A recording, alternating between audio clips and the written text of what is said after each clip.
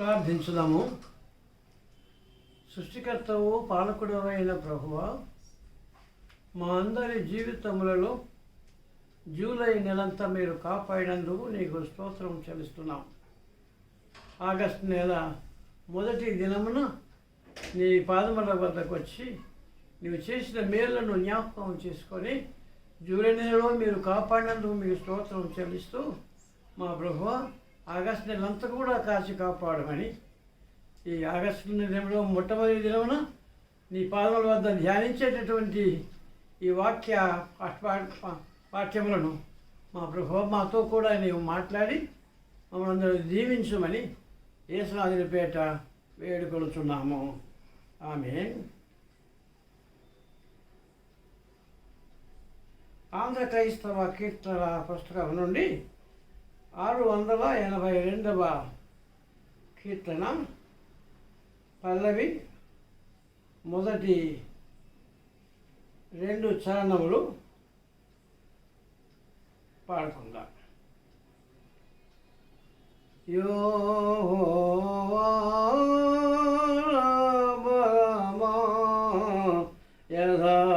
యథార్థమైనది నీ మార్గం, పరిపూర్ణమైనది నీ మార్గం. యెహోవా నా శత్రువులు నన్ను చుట్టినను, నరకపు పాశములని గట్టినను, నా శత్రువులను నన్ను చుట్టినను, నరకపు పాశములని కట్టినను, వరదవలే భక్తిహీనులు పోలిన వదలగనను ఎడబాయని దేవా. యెహోవా నా బలమా, యథార్థమైనది నీ మార్గం, పరిపూర్ణమైనది నీ మార్గం. మరణపు తురులను మరువక మొరలిన ఉన్నత దుర్గమై రక్షణ శృంగమై, మరణపు తురులు మరువక మొదలిన ఉన్నత దుర్గము రక్షణ శృంగమై, తన ఆలయములో నా మొర వినెను, అదిరెను ధరణి భయకంపముచే. యెహోవా నా బలమా, యథార్థమైనది నీ మార్గం, పరిపూర్ణమైనది నీ మార్గం. ఇది నువ్వు ధ్యానించవలసినటువంటి పాఠ్య భాగంలో పాత నిబంధనలో 2వ సమూయేలు 22వ అధ్యాయము 1 నుండి 13 వచనాలు, నూతన బంధంలో మత్తయి సువార్త 14వ అధ్యాయము 1-12 వచనములు. ఈ భాగాల్ని మనం ఆలోచించినప్పుడు పరలోక రాజ్య విస్తరణ విషయమై లేక పరలోక రాజ్య రాయబారిగా విశ్వాసిగా దేవుని కొరకై చేయవలసినటువంటి కార్యక్రమాలు. అయితే పరలోక రాజ్యము నీవు నేను వెళ్ళవలసినటువంటి స్థలం, స్థిరమైనటువంటి స్థలం. అది అక్కడ దేవుడు నిరంతరం ఉండేటటువంటి వాడు. మన మధ్య కూడా ఉన్నప్పటికీ ఆయన రాజ్యం కనుక అది పరలోక రాజ్యం.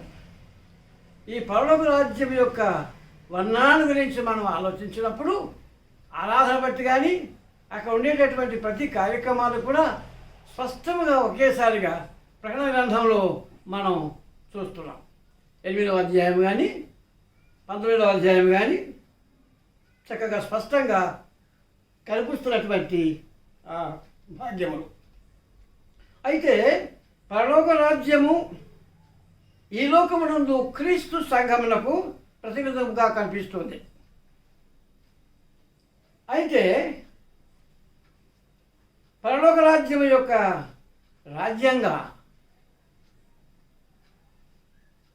చూచినప్పుడు దేవుడు ఇచ్చినటువంటి పరిశుద్ధ గ్రంథం.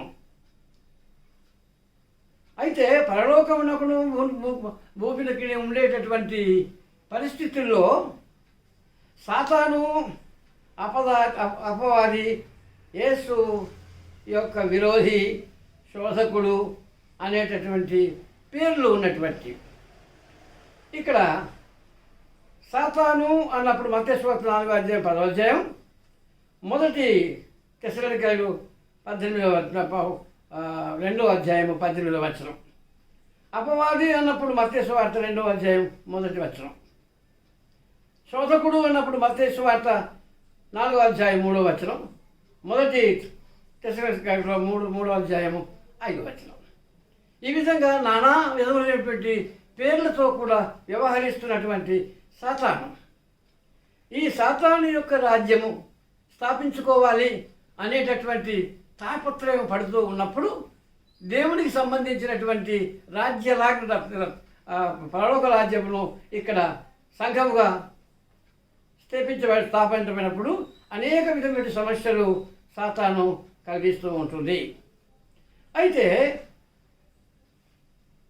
ఈ పరలోక రాజ్యముకు సంబంధించినటువంటి జీవితానికి వచ్చి ఉండేటటువంటి సైనికులు కానీ రాయబారులు కానీ ప్రతి క్రైస్తవుడుగా ఉండాలని దేవుడు కోరుతున్నాడు.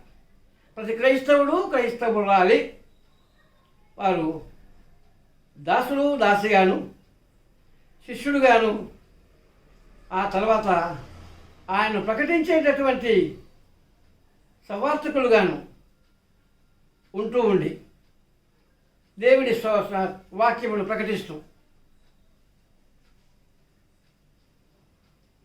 సాతాను చేసేటటువంటి కుతంత్రములకు తట్టుకొని చివరికి హతసాక్షిగా కూడా చనిపోయి తను చేసిన సేవకు పరలోక రాజ్యములో ఇచ్చేటటువంటి ఆ బహుమానము, ఆ నిత్యం ఉండేటటువంటి ఆ భాగ్యమును దేవుడిస్తున్నాడు. అందుచేత ఈ రెండు భాగాల గురించి మనం ఆలోచించినప్పుడు క్రైస్తవుడు లేక శిష్యుడు లేక దాసుడు లేక రాయబారి అనేటటువంటి వేరు వేరే పేర్లతో బాధ్యత ఉండేటటువంటి విశ్వాసి ఉండవలసినటువంటి. అయితే ఈ లోకంలో జీవించినప్పుడు ఆహార్యము, వ్యవహారము, ఆధ్యాత్మికమైన వ్యవహారం. ఇక్కడ క్రైస్తవుడు రాయబారి అనేటటువంటి వారు మరి ఆహార విషయంలో యోహాను సువార్త యొక్క బాప్తిస్మమిచ్చి యోహానుకు వచ్చినటువంటి ఈ ఘట్టం మనం ధ్యానించబోతున్నాం. మత్తయి సువార్త 14వ అధ్యాయం మొదటి 12 వచనాలు. అయితే ఆయన జీవితాల గురించి ఒక్క నిమిషం మనం మాట్లాడుకున్నట్టయితే ఆయన ఆహార విషయంలో బహుజాగ్రత్త ఉన్నవాడు అని చెప్పడానికి మనకు తెలుసు. ఇక్కడ ఆయన అడవి మిడతలు, అడవి తేనె. మరి ఆహారం విషయంలో అనగా ఆయన వస్త్రాధారాల విషయంలో కూడా ఇక్కడ ఒంటె చర్మం ఉన్నటువంటి ఆ వస్త్రము, ఆ తోలుతో ఉన్నటువంటి దట్టిని ఆయన ధరించినటువంటి వాడు. ఈ రెండు మాత్రమే కాకుండా ఆధ్యాత్మికమైనటువంటి వ్యవహార విషయంలో హతసాక్షిగా కూడా ఆయన మరణించడానికి ముందుకు వస్తున్నటువంటి విషయం. దేవుని యొక్క సేవకులైనటువంటి క్రైస్తవులందరూ కూడా ప్రసంగాలు చేసేటటువంటి వారు కానీ, సంఘాల్లో ఉండేటువంటి సేవ విషయాలు కానీ 3 భాగాలుగా పరిశుద్ధాత్మదేవుడు మనతో మాట్లాడుతున్నాడు. ప్రసంగం, ప్రకటన చేసేటటువంటి క్రైస్తవుడు, విశ్వాసి, రాయబారి సూది అరటి పండులోనికి వెళుతూ వెళ్ళేటటువంటి ప్రసంగం ఆ జీవితం. రెండవది దబ్బనము అనే ఒక వస్తువు మనం వాడుతుంటాం. దబ్బనంతో కూడినటువంటి ప్రసంగాలు, హెచ్చరికలు. మూడవది ఖడ్గము ధరించినటువంటి, అరటి పండును కానీ ఖడ్గంతో ఎలాగా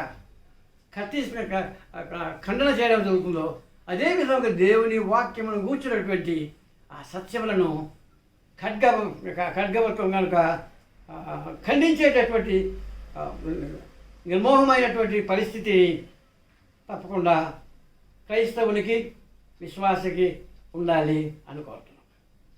అయితే ఇక్కడ యోహాను యొక్క జీవితంలో అంతిమ ఘట్టంలో ఇక్కడ మత్తయి సువార్త 14వ అధ్యాయము 3వ వచనంలో, ఏలైనగా నీవు నీ సహోదరులైన ఫిలిప్పు భార్యయగు హెరోదియను ఉంచుకొనుట న్యాయము కాదని యోహాను చెప్పగా, హేరోదు ఆమె నిమిత్తము యోహానును పట్టుకొని బంధించి చెరసాలలో వేయించెను. ఆమెను పెట్టి ఆమెను ప్లీజ్ చేయడం కొరకు హేరోదు యొక్క జీవితాన్ని బట్టి ఆలోచించినప్పుడు ఈ అరిషడ్ వర్గాలు అనేటటువంటి ఈ 6 ప్రధానమైనటువంటి పాపములో హేరోదియ విషయంలోకి వచ్చేటప్పటికల్లా ఆమె మొట్టమొదటి పాప అయినటువంటి కామం, రెండవది, మూడవది క్రోధము. ఇవి 2 వలన తప్పకుండా ఎట్టి పరిస్థితున్నా సరే మన జీవితాల గురించి ప్రశ్న వేస్తున్నటువంటి ఈ దైవజనుడు ఈయన్ని చెరసాలలో వేయించాలి అని హేరోదుతో చెప్పడం జరిగింది. ఆమె నిమిత్తమై అనేటువంటి మాట. హేరోదు ఆమె నిమిత్తము యోహానును పట్టుకొని బంధించి చెరసాలలో వేయించి ఉండెను. అయితే హేరోదియాకు ఉన్నటువంటి ఆ 2 ప్రధాన లక్షణాలను చూస్తే, హేరోదుకు ఉన్నటువంటి పాపమును బట్టి చూస్తే మొదటి పాపము కామము, దాని తర్వాత 5వ పాపము మదము. అరిషడ్ వర్గాల్లో ఉండేటటువంటి 5వి. ఇవి 2 ప్రధానమైనటువంటి పాపములు బట్టి ఆ ఇద్దరు కూడా ఆయనను శిరచ్ఛేదన చేసేటటువంటి విషయంలో సంకల్పం చేస్తున్నారు. ఎందుకు అంటే వాళ్ళిద్దరూ కలిసి హేరోదు ఆమె నిమిత్తము యోహానును పట్టుకుని ఖండించి చెరసాలలో వేయించను. అతడు అతన్ని చంపగోరెను కానీ జనసమూహము అతన్ని ప్రవక్తని ఎంచినందువలన వారికి భయపడ్డటువంటి ఈ రాజు దైవజనుడిని బాప్తిసం ఇచ్చేటటువంటి యోహానును చంపకుండా చెరసాలు మాత్రం ఉంచేశాడు. అయితే ఆయన చంపించడానికి విషయంలో అటువంటి ఘట్టం జరుగుతుంది అని హేరోదు కూడా తలంచలేదు. 6వ వచనంలో హేరోదు జన్మదినోత్సవమును వచ్చినప్పుడు హేరోదియను కుమార్తె ఆమె వద్దకు నాట్యమాడి హేరోదును సంతోషపరిచెను. ఈ ప్లాసిందన్నమాట. ఈ వేసినటువంటి ప్లాన్ ప్రకారంగా తమ కుమార్తెను అక్కడ పంపించి ఆమె డ్యాన్స్ వేస్తే అక్కడ ఉన్నటువంటి తనతో ఉన్నటువంటి వాళ్ళందరూ కూడా సంతోషంగా ఉన్నప్పుడు ఆహా బాహా ఆహా ఓహో అంటున్నారు. అప్పుడు ఆనందంలో ఉన్నటువంటి ఈ రాజు హేరోదు ఆయన ఆమెను అడిగాను. ఆ సంతోషంలో ఉన్నప్పుడు ఆ అమ్మాయిని అడుగుతున్నాడు కనుక ఆమె ఏమి అడిగినను ఇచ్చదను అని అతడు ప్రమాణం చేయగా వాగ్దానము చేశాను. అధికారం ఉన్నటువంటి ఆ వ్యక్తి తప్పకుండా నేను మాట చెల్లించుకుంటాను, నాతో పాటు ఉన్నటువంటి వీరందరూ కూడా నాకు ఏమనుకుంటారో అనే ఉద్దేశంతో తాను అంగీకరించాడు. అయితే హేరోదు యొక్క కుమార్తె ఈమె వెళ్ళింది, తల్లిని అడిగింది, అమ్మా మా నాన్నగారు మా రాజు అడుగుతున్నాడు, నేను ఏం ఏం ఏం బహుమానం అడగాలి అంటే ఆ వెంటనే క్రోధం ఉంది కనుక తన భర్తను విస్మరించి బావతో కూడా తాను పాపం చేసినందువలన దైవజనుడైనటువంటి యోహాను, బాప్తిస్మిచ్చి యోహాను ఖండించినటువంటి ఆ మాటను బట్టి ఆమె క్రోధము పొందినదై యోహాను యొక్క చిరచ్ఛేదం చేసి ఆయన చెరసు కావాలి అని అడుగు అన్నది. అయితే ఈ ఘట్టంలో తల్లి యొక్క పెంపకము మన కుమార్తెల గురించి కానీ కుమారులు కానీ బహు జాగ్రత్తగా మనం ఉండాలి అని ఈ ఘట్టం మనకు చెప్తుంది. ఆమె చేసింది తప్పే, దైవజనుడు అంత మాట చెప్పడం జరిగింది. అంత క్రోధం చేసి ఆయన చంపించవలసినటువంటి పరిస్థితి లేదు. కానీ ఆమె మాత్రం క్రోధము ఎక్కువ చేసుకొని ఆయన చిరచ్ఛేదన చేయించడానికి ప్రవర్తన చేయండి. ఇక్కడ పురుషులకు సంబంధించిన విషయంలో హేరోదు తన తమ్ముని యొక్క భార్యతో కూడా ఈ భయంకరమైనటువంటి పాపం చేయడం అది మంచిది కాదు. తెలిసింది కూడా ఆయన మదము, అది 5వ పాపం. అది మదము అంటే కొవ్వు. ఒక్క మాటలో చెప్పాలంటే కొలెస్ట్రాల్ అని మెడికల్ వాడేటటువంటి మాట. అది రెండు విధాలైనటువంటి కొలెస్ట్రాల్ అట.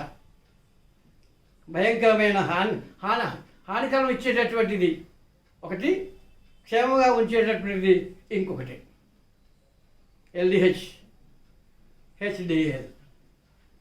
అయితే ఇతడు తనకున్నటువంటి రాజ్య కాంక్షను బట్టి, తనకుండేటటువంటి పరిస్థితిని బట్టి దైవజనుడిని చంపించడానికి సంకల్పం చేస్తున్నాడు అక్కడ.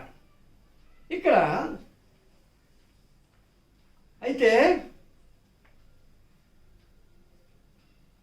పాత నిబంధనలో న్యాయపతులు పదవులతో మనం చూసినట్టయితే యెఫ్తా అనేటటువంటి ఆ వీరుడు విజయం పొంది వచ్చేటప్పుడు ఎవరైతే ఏ వస్తువైనా ఏ జంతువైనా సరే ఏ ప్రాణమైనప్పుడు కనిపించినా నాకు బలి ఇస్తాను అని చెప్పినటువంటి దాని ప్రకారంగా కుమార్తె ఎదురొచ్చింది. వచ్చినప్పుడు ఆమె దైవ చిత్తానుసారముగా బలికి అంగీకరించింది. ఆ సందర్భంలో యెఫ్తా యొక్క కుమార్తె తల్లితో కూడా తప్పకుండా సంప్రదించి ఉంటుంది. తల్లి విశ్వాసం కనుక దేవునందు యెహోవాయందు భయభక్తులు కనుక, నాన్న మరి నీవు మీ నాన్నగారు ఇచ్చినటువంటి వాగ్దానం ప్రకారంగా నీవు అంగీకరించు అని చెప్పడం జరిగింది. ఇక్కడ పాత నిబంధనలో ఉన్నటువంటి ఆ కుమార్తె యొక్క గొప్ప శ్రేష్టమైనటువంటి గుణం ఇక్కడ నూతన బంధంలో ఉన్నటువంటి హేరోదియా యొక్క కుమార్తె యొక్క జీవితం. అందుచేత తనలేనటువంటి వారు కుమార్తెలను జాగ్రత్తగా పెంచాలి అని మరొకసారి దేవుడు వాక్యము పరిశుద్ధాత్మ దేవుడు మాట్లాడుతూ ఉన్నాడు. అధికారంలో ఉన్నటువంటి వ్యక్తులు ఎవరైనా సరే, రాజు కానివ్వండి, ఏ స్థానంలో ఉన్నప్పటికీ వారు దైవజనుడిని ముట్టుకోవడానికి ఉండకుండా ఉండేటటువంటి ఆ స్థితిని, ఈ అధికారము చేయడానికి వీల్లేరు. ఇక్కడ 10వ వచనంలో పండితులను పంపించి చెరసాలలో యోహాను తల కొట్టించను. వాడతని తల పళ్ళెంలో పెట్టి తెచ్చి ఆ చిన్నదానికి ఇచ్చాను. ఆమె తన తల్లి వద్దకు దాన్ని తీసుకొని వచ్చాను. ఈ తృప్తి ఆ కుమార్తె పాపం తనకి ఎంత ఆలోచన ఉందో లేదో మనకు తెలియదు, కానీ తల్లికి మాత్రం తృప్తి. దైవజనుడు నాకున్నటువంటి నా పాపాల గురించి చూపించేటటువంటి వాడు కదా అనేటటువంటి ఆ క్రోధము ఆమెకు ఉండింది.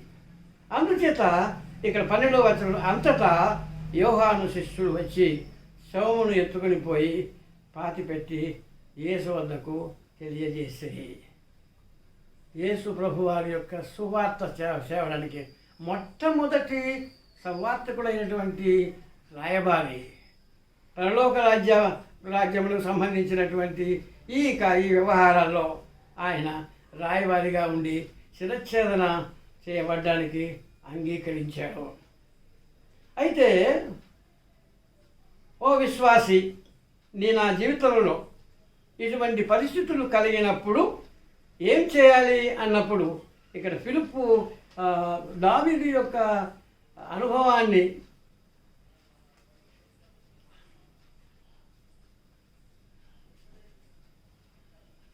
రెండవ గ్రంథంలో 22వ అధ్యాయాన్ని చూసినప్పుడు, యెహోవా తన్ను సౌలు చేతుల నుండి తన శత్రువుల చేతుల నుండి తప్పించిన దినమున దావీదు ఒక గీత వాక్యములను చెప్పి యథార్థముగా దేవుని స్తుతించను. యెహోవా అతడు ఇట్లనేను, ఆయన శైలము, నా కోట, నా రక్షకుడు, నా దుర్గము, నేను ఆయనను ఆశ్రయించుదును, నా కేడము, నా రక్షణ శృంగము, నా ఉన్నత దుర్గము, నా ఆశ్రయ దుర్గము, ఆయనే నాకు రక్షకుడు. ఇందాక మనం పాడుకున్నటువంటి ఆ పాట కూడా ఆ భక్తుడు ఎవరు రాశారో నాకు తెలియదు, కానీ ఈ దావీదు కీర్తన 18వ కీర్తన ఆయన ఆధారం చేసుకొని ఇక కీర్తనంతా కూడా ఉన్నది. ఇందులో ఆయన ఎంత జాగ్రత్తగా ప్రార్థన చేస్తూ జ్ఞాపకం చేస్తున్నాడు. దావీదు కీర్తన 18, యెహోవా నా బలమా, నేను నిన్ను ప్రేమించుచున్నాను. యెహోవా నా శైలం, నా కోట, నన్ను రక్షించువాడు, నా కేడము, నా రక్షణ శృంగము, నా ఉన్నత దుర్గము, నా దేవుడు, నేను ఆశ్రయించి ఉన్న నా దుర్గము, కీర్తనుడైన యెహోవాకు నేను మొరపెట్టగా ఆయన తన విస్తులో నుండి నన్ను రక్షించను. ఆధారం చేసుకున్నటువంటి అనగా విశ్వాసం నీవు నేను హతసాక్షులుగా కూడా ప్రభు కొరకై సువార్తను ప్రకటించే విషయంలో సమస్యలు ఉన్నప్పుడు కూడా ఎవరి బలమును బట్టి ఆధారపడకుండా యెహోవా మీదనే, యెహోవా నా బలమా అని చెప్తూ, నా శైలమా, నా కోట, నా కీడమా, నా రక్షణ అనేటటువంటి ఈ 8 లక్షణాలు యెహోవాకు తాను ఆపాదిస్తున్నాడు. యెహోవా దేవుడు అనేకం ఉన్నాయి, అనుకునే సద్గుణాలు అన్నీ కూడా ఉన్నాయి, అనేకం ఉన్నాయి. కానీ ఈయన మాత్రం ఆయన స్పందించినటువంటి ఈ విధానం మనం చూస్తున్నాం. ఇక్కడ విశ్వాసగా ఉన్నటువంటి నీవు నేను బలహీనపడినటువంటి పరిస్థితుల్లో మనం ఉన్నప్పుడు దేవుని యొక్క బలమును పొందిన వారమై ముందుకు సాగిపోవాలి. యోహాను అంత మాత్రమే కాకుండా తల్లిగర్భంలో ఉన్నప్పుడు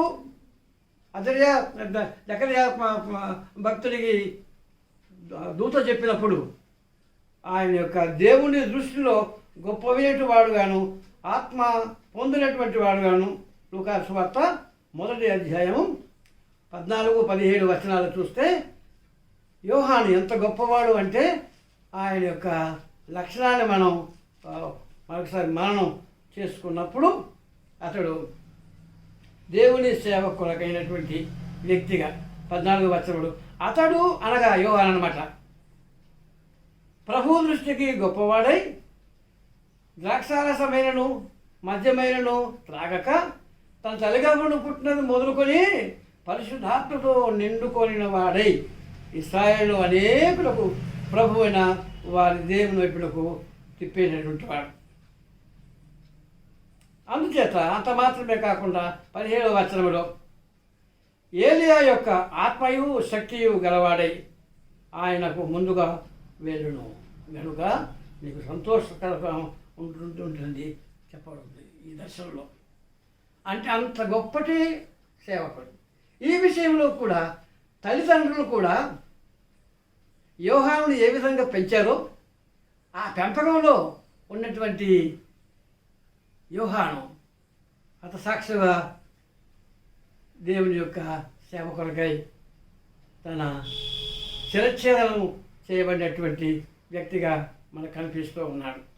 అందుచేత ఓ విశ్వాసి, నీవు నేను ఏ స్థితిలో ఉన్నప్పటికీ ఆయన దేవుని స్తుతిస్తూ గణపరుస్తూ శ్రమలలో కూడా ఆయన కొరకై మనము సాక్షిగా నిలబడి ఉండాలని దేవుడు కోరుతున్నాడు.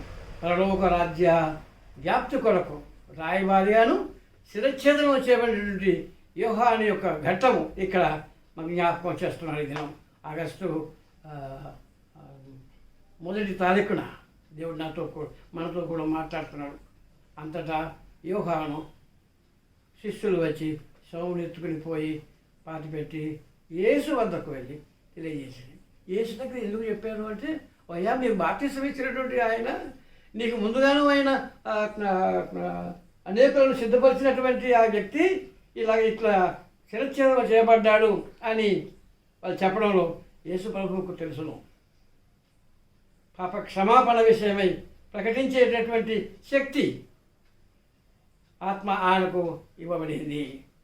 పాపమును కూర్చున్నటువంటి ఖండన. మత్తయి సువార్త 3వ అధ్యాయము 7వ వచనాన్ని చూసినప్పుడు అతడు అనగా యోహాను పరిసయ్యులలోను సద్దూకయులలోను అనేకులు బాప్తిస్మ పొందుట చూచి సర్ప సంతానమా రాబో ఉగ్రతను తెచ్చుకోవటకు మీకు బుద్ధి చెప్పినవాడు ఎవడు? మా మనసుకు తగిన ఫలము ఫలించుడి అని ఖండించేటటువంటి ఆ ప్రసంగం, ఆ ప్రకటన తాను చేసినందువలన అనేకులు విమర్శించారు. దేవుని సేవకుడైనటువంటి నీవు నేను సూది దూరేటటువంటి ప్రసంగాలు కాదు, దెబ్బలు ప్రసంగాలు కాదు, ఖండన చేస్తూ దేవుని యొక్క వాక్యాన్ని ప్రకటించడానికి మనకు ఈ ఏర్పాటు చేయబడింది. అందుచేత ఆయన సన్నిధానంలో నీవు నేను పరిశుద్ధాత్మను పొందిన వారమై పరిశుద్ధాత్మ శక్తి చేత ఆయన సేవ చేస్తూ ఆయన ప్రకటిస్తూ ఉన్నప్పుడు మన బలం కాదు, ఆయన దేవుని యొక్క బలమే అని చెబుతూ యెహోవా నా బలమా యథార్థమైనది నీ మార్గం. యథార్థమైనటువంటి సువార్త, యథార్థమైనటువంటి నీ జీవితం, యథార్థమైనటువంటి అన్నిటి విషయంలో కూడా శిష్యులమైనటువంటి మనము ఆయన సన్నిధానంలో జీవిస్తూ ఆయన కొరకు ప్రకటించినప్పుడు మనము సంపూర్ణమైనటువంటి మార్గమును పొందేవారముగా ఉండాలి అని ఇక్కడ భక్తుడు అంటున్నాడు. యెహోవా జీవము గల దేవ బహుగా స్తుతులకు అర్హుడ నీవు, అన్యజనులలో ధన్యత చూపుచు హల్లెలూయా స్తుతి గానము చేసదు. హల్లెలూయా అనేటటువంటి ఆ గానము ప్రకటన గ్రంథం 19వ అధ్యాయంలో నీవు చనిపోయిన తర్వాత ఆయన చేసే సేవను ఇక్కడ ముగించుకొని ఆయన వద్దకు వెళ్ళినప్పుడు హల్లెలూయా అనేటటువంటి ఆ గానమును నేను చేయవలసి ఉన్నాను. అందుచేత పరలోక రాజ్యములకు సంబంధించినటువంటి విషయంలో బహు జాగ్రత్త మనం కలిగి కొన్ని శ్రమలు కలిగినప్పటికీ ఆయన స్తుతిస్తూ మరణం కొరకు సిద్ధపడి ఉండాలని దేవుడు కోరుతున్నాడు. ఎందుకు అంటే మనం ఆయన యొక్క శిష్యులము, దాసులము, రాయబారులము. పరలోకంలో నీతో కూడా ఉండేటటువంటి మహాభాగ్యము పొందేటటువంటి వారం కనుక అందుకొరకు మనం సిద్ధపడదాం. ప్రార్థన తరల వంచి ప్రార్థన చేసుకుందాం. స్తోత్రములు స్తోత్రములు స్తోత్రములు తండ్రి, మీ పరిశుద్ధ సన్నిధి అందు ఆగస్టు నెల 1వ తారీఖున నీ సన్నిధానంలో మా ప్రభువా, నీ స్వరం వినడానికి మీరు మాకు ఇచ్చిన ఆయుష్ కొరకు నీకు వందనాలు తండ్రి. మమ్మల్ని మాత్రమే కాకుండా దేవజనులందరూ కొరకు నీ సన్నిధానంలో ప్రార్థిస్తున్నాం. మా తండ్రి నీకు వందనాలు తండ్రి. కరోనా వైరస్కు సంబంధించినటువంటి భయంకరమైన పరిస్థితుల్లో ప్రపంచమంతా కూడా అల్లకల్లముగా ఉండదు నా ప్రభువ, మీకు తెలుసును. మేము వింటున్నాము, చూస్తున్నాము, గమనిస్తున్నాము, కానీ ఏమి చేయలేము. ఎందుకనగా మేము మానవులు కనుక కనుకరించండి, మంచి ఔషధములు ఏర్పాటు చేయండి. మరి మేధాసులైనటువంటి సైంటిస్టులకు కావాల్సినటువంటి ఆ జ్ఞానం వారికి దయచేయండి. మా ప్రభువ త్వరగా నీ ఆరాధన జరగడానికి కావలసినటువంటి ఏర్పాట్లు నువ్వు చేయమని ప్రార్థిస్తున్నాం. ఈ విధంగా నా ప్రభువ నీ వాక్యాన్ని వినేటటువంటి అవకాశము, ఆయుష్, ఆరోగ్యం మాకు వందనాలు చెల్లిస్తూ జూలై నెలంతా కాపాడినట్లుగా ఆగస్టు నెలంతా కూడా రాబోయే కాలంలో కూడా నీ పాదముల వద్ద మేము శిష్యులుగాను, దాసులుగాను, రాయబారులుగాను, హతసాక్షులుగా ఉండడానికి కొరకు నిత్యం కూడా ఉండేటువంటి మహాభాగ్యాన్ని మా అందరికి అనుగ్రహించమని యేసునాథుని పేట వేడుకొనుచున్నాము. ఆమేన్. మన యేసుక్రీస్తు కృపయు, తన దేవుని ప్రేమయు, పరిశుద్ధాత్మని సహవాసం ఇప్పుడు ఎల్లప్పుడు సదాకాలం తోడైనగాక. ఆమేన్. ఆమేన్.